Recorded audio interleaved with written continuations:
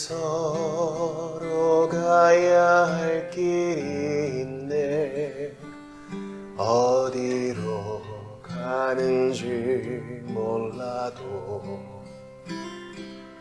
우리 주님 항상 인도하시며 내게 모든 것 채워주시네. 주의 성령 하나 되게 하시니 우리 이제 외롭지 않네. 그의 사랑 서로 나누면서 항상 믿음 충만하리라. 모두 기뻐해, 모두 감사해. 우리 인도하는 주 찬양하여라. 모두 기뻐해, 모두 찬양해. 우리 갈 길을 인도하시는 주를 찬양해.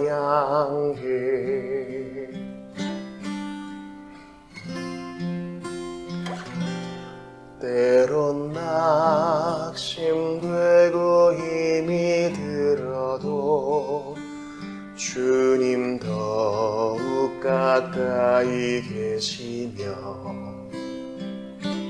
시험 중에 내게 힘을 주사 더욱 확신 갖게 하시네.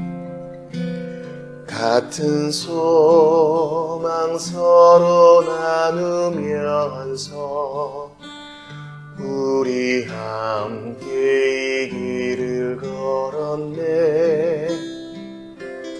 그의 사랑 항상 가득하며 그 은혜로 안식 주시니 모두 기뻐해, 모두 감사해. 우리 인도하는 주 찬양하여라. 모두 기뻐해, 모두 찬양해. 우리 갈 길을 인도하시는 주를 찬양해.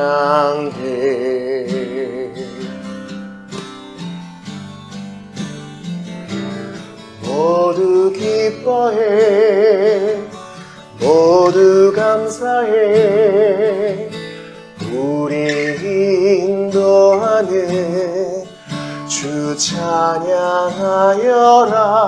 모두 기뻐해, 모두 찬양해. 우리 갈 길을 인도하시는 주를 찬양해.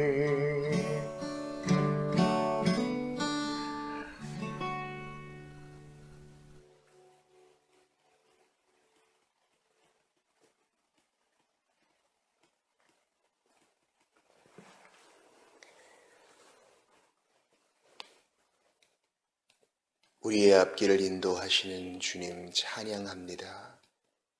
경배를 받아 주시옵소서.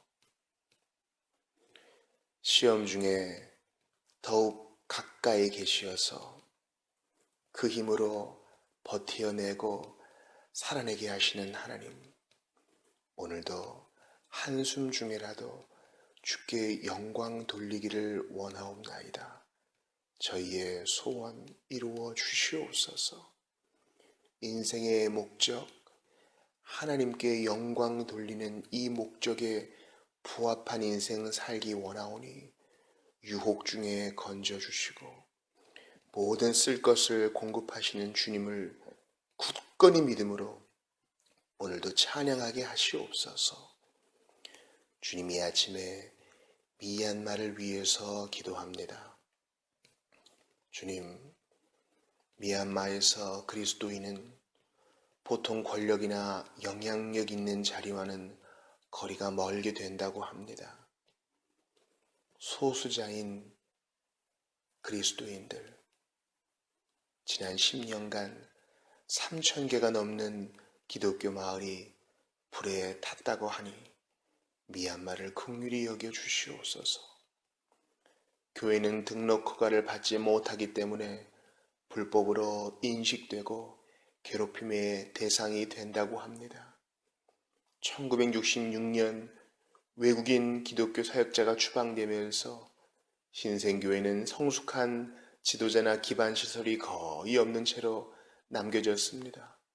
주여, 고난과 박해, 고립 속에서 미얀마가 굴하지 않고 특별히 남겨진 그리스도인들, 형제자매들 굴복하지 아니하고 믿음으로 성장하게 하시옵소서. 기도를 들어주시옵소서. 이 아침에 하나님 말씀 상고할 때 깨달음과 은혜 주시옵소서. 주 예수님 이름으로 기도합니다. 아멘. 하나님 말씀 사무엘상 2장 23절을 보겠습니다.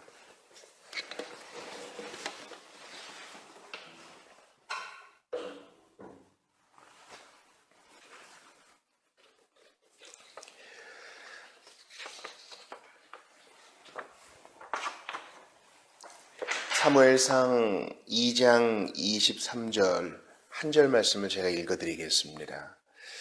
그들에게 이르되 너희가 어찌하여 이런 일을 하느냐?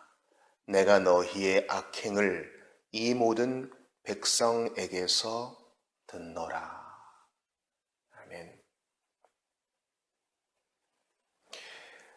너희가 어찌하여 이런 일을 하느냐? 내가 너희의 악행을 이 모든 백성에게서 듣노라.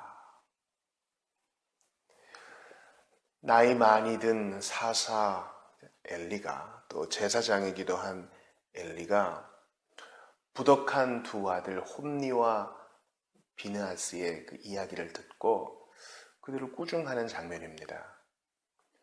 홈니와 비느하스는 하나님께 드리는 예배를 더럽힌 자요, 또 칠계를 범한 자로서 마땅히 교정되어야 하고 또 그 이전에 벌도 받아야 합니다. 하나님과 백성 사이에 선 중재자로서 이 사역을 너무 경홀히 여겼던 것이죠. 그것은 바로 하나님을 만홀히 여기는 것입니다. 그런데 이 엘리의 꾸중이 그렇게 영향력이 있는 것 같지 않고 또 그렇게 강하게 그들을 질책하는 것 같지도 않습니다. 나 백성들에게서 너희 소식 들었다. 너 어찌하여 이런 일들을 하느냐? 그러면서 엘리가 이런 얘기를 해요. 내 아들들아 그리하지 말라. 내 아들들아 그리하지 말라. 내게 들리는 소문이 좋지 아니하니라. 너희가 여호와의 백성으로 범죄하게 하는도다. 맞는 말 같지만 그리하지 말라. 너무 부드러워요. 계속 들어보시죠. 사람이 사람에게 범죄하면 하나님이 심판하시려니와 만일 사람이 여호와께 범죄하면 누가 그를 위하여 간구하겠느냐? 하되 그들이 자기 아버지의 말을 듣지 아니하였으니 이는 여호와께서 그들을 죽이기로 뜻하셨습니다라. 그러니까 첫 번째 잘못은 물론 그들에게 있죠. 그들의 그 완고함, 그들의 고집, 죄를 즐김, 회개하지 아니함, 돌이키지 아니함. 그러나 너무 지나치게 부드럽게 만타일렀던 엘리도 잘한 것은 없습니다. 같은 성격의 말씀이 열왕기상 22장 8절에도 나옵니다.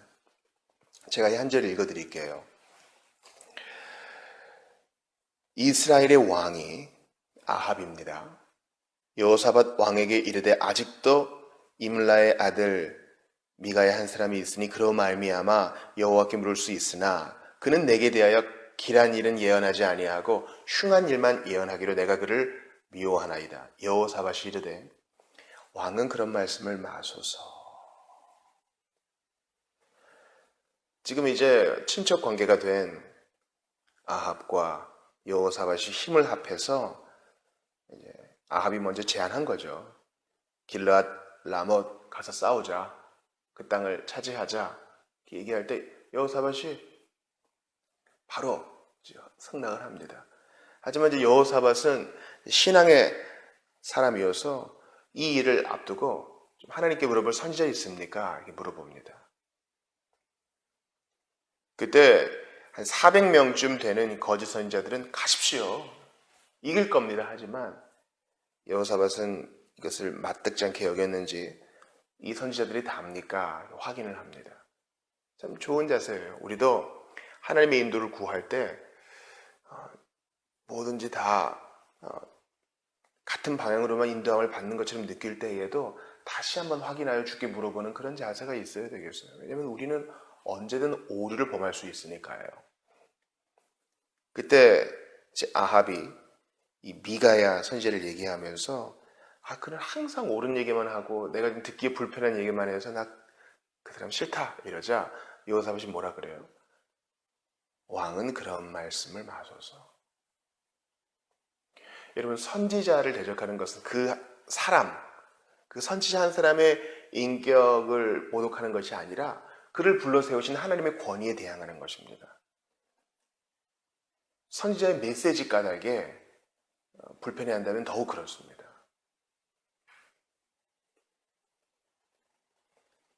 하나님의 선지자로 하여금 바른 이야기를 해서 그를 질책하시는데 좋게 받아야죠. 근데 여호사밧의 반응도 역시 엘리야 비슷해요. 너무 부드러워요. 왕은 그런 말씀을 마소서. 글쎄요, 그 어조가 어땠는지 몰라도 조금 더 부연 설명이 필요했던 것 같아요. 여기에 대해서 한 무명의 청교도가 이런 얘기했어요. 죄를 지은 사람에게 엘리가 자기 자식들에게 한 것처럼 부드럽게 질책하고 여호사밧이 아합에게 왕은 그런 말씀을 마소서라고 한 것처럼 관대하게 책망하는 것은 일반적으로 도리어 해를 끼친다. 나는 죄인들을 책망하고 칭찬하는 방식에 따라 죄인들이 오히려 완악해지는 경우를 많이 보아왔다. 죄인들에게 죄나 천국 또는 지옥에 대해 아무 생각 없이 무턱대고 말하는 것은 그들로 하여금 당신이 하는 말대로 생각하거나 따를 필요가 없다고 말하는 것과 같다. 아니 오히려 당신 자신도 그런 일들은 진리가 아니라고 생각하거나 아니면 그 일들을 아주 가볍고 무관심하게 받아들이고 있을 뿐이다. 그렇죠? 엄중한 사안에 대해서, 엄중한 죄에 대해서는 단호하게 얘기해야 되는데 그것을 너무 부드럽게 얘기하는 것은 당신 자신의 마음이 드러나는 것이다. 그 마음은 어떤 마음이냐? 그게 진리가 아니라고 생각하거나 그게 참이 아니라고 생각하는 당신 마음이 드러나는 것이다. 혹은 그 문제에 대해서 아주 가볍게 생각하는 당신 마음이 드러나는 것이다. 아마 이 무명의 청교도는 엘리와 또 여호사밧의 말을 통해 그들의 마음을 알 수 있다. 그렇게 얘기한 것 같아요. 무조건 다 열을 낼 필요는 없겠죠. 그러나 엄중한 일. 보세요. 엘리가 당한 일은 뭐예요? 제사장인 두 아들이 7계를 범하고 하나님께 드리는 예배를 지금 더럽히니까 그건 엄중한 문제죠. 더 엄하게 꾸짖어야죠. 여호사밧도 마찬가지죠. 많은 군대가 나가 싸우는 거 아닙니까? 자기들의 목숨만 달린 문제가 아니라 마땅히 돌봐야 될 백성, 이 군인들의 목숨, 또 쓸데없이 피를 흘리는 것은 여호와의 이름에 영광을 돌리지 못하니 진지하게 물어보는 거 중요한 일이죠. 그런데 참된 선지자를 모독하는 아합의 말에 대해서 너무 부드럽게 대한 것은 여호사밧의 마음의 상태를 조금이나마 우리에게 보여준다는 것입니다. 저는 이 본문을 왜 정하게 됐냐면 한 책을 보다가 생각하게 되었습니다. 여러분께도 좀 이 책을 좀 보여드리고 싶은데요. 이것은 바로 청교도 명언사전이라고 하는 책입니다. 명언사전. 우리나라에는 1992년쯤 나왔고요. 원서는 The Golden Treasury of Puritan Quotations라 그래서 I.D. 토마스가 편집해서 출판했는데 1975년에 나왔습니다. 참 이 청교도들의 이 주옥 같은 그 저술들 가운데 일부를 모아서 발췌한 것인데 참 좋습니다. 특별히 주제별로 모아서 오며 가며 읽을 때 참 도움이 됩니다. 저도 한 이제 학생 이제 교육을 앞두고 기다리면서 이렇게 한 절 두 절 읽는데 참 좋더라고요. 특별히 질책에 대한 부분에서 그렇습니다. 저는 이 미상의 청교도의 얘기를 들으면서 또 이 두 본문을 생각하면서 또 한 구절의 신약 성경을 생각해내었습니다. 그것은 바로 베드로의 위선을 꾸짖는 바울에 대한 이야기였습니다. 여러분, 바울은 늦게 사도된 자예요. 짬으로 따지면 베드로가 훨씬 많고 높겠죠. 사람들의 시선도 그랬을 것이고요. 그러나 베드로가 위선적인 태도를 보이면서 식탁을 이렇게 일어나자 베드로가 공개적으로 책망합니다. 그것은 진짜 중요한 사안이었죠. 왜냐하면 이방인들도 믿음으로 구원을 받고 유대인들도 믿음으로 구원을 받는데 당신이 지금 보여준 이 행동은 당신의 행동을 보는 사람도 넘어지게 하는 것입니다. 그것은 당신이 전한 메시지에도 부합하지 않는 것입니다. 아주 엄하게 얘기합니다. 그리고 이제 베드로의 서신을 보면 이 형제 바울의 그 편지를 칭찬하고 그것을 하나님 말씀으로 받는 태도를 보여요. 아주 좋은 질책이요, 또 좋은 수납입니다.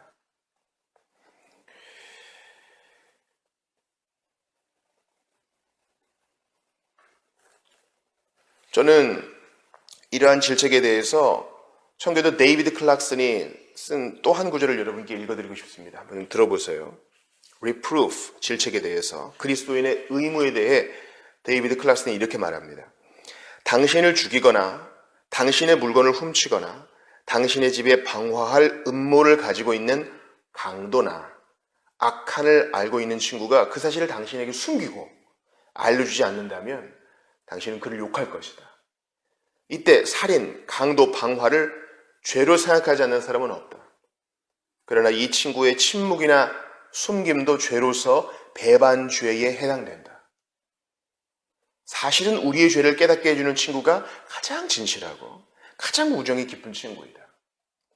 위의 경우의 친구는 사실상 거짓된 친구로서 형제를 마음으로 미워하면서도 겉으로는 사랑하는 척하는 기만자일 따릅니다. 참, 이 수백 년 전에 특별히 이제 17세기가 되겠죠. 이 한 청교도의 또 청교도들의 이 이야기가 우리에게 깊은 통찰을 줍니다. 겉으로만 좋은 얘기를 해주고 정말 필요한 불편한 얘기를 해주지 않는 친구는 진실한 친구가 아니다.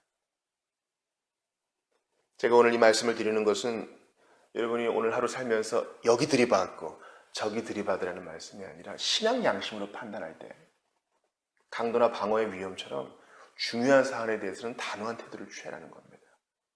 예수님께 대한 믿음, 교회에 대한 나의 믿음, 그리고 나의 신앙 양심에 대해서 조금 더 타협하지 말고 자신을 잘 지킬 뿐만 아니라 지체들에게도 권면해 줄 수 있는 우리 모두가 되기를 바랍니다. 그리스도인의 교제는 그저 다과 사이에 넣고 하하호 하는 게 전부가 아니라 필요할 때는 교정해 줄 수도 있는, 그게 진짜 친구예요. 이렇게 경직해 줄 수 있는 친구가 끝까지 남습니다. 좋은 일 있을 때 하하호호 하고 농담이나 하는 사람은요, 고난의 불 앞에서 많이 없어지곤 하더군요. 우리 예수님을 생각해 보세요. 우리 예수님은 우리 좋은 얘기만 하지 않으십니다. 말씀을 통해, 성령을 통해서 우리의 죄를 직면하게 하시고, 고통스럽지만 그게 문제다 직면하게 하시고, 우리가 몸부림치며 기도하고 주의 은혜를 구할 때 또 부드럽게 오셔서 우리를 안아주십니다. 이게 복음 아니에요?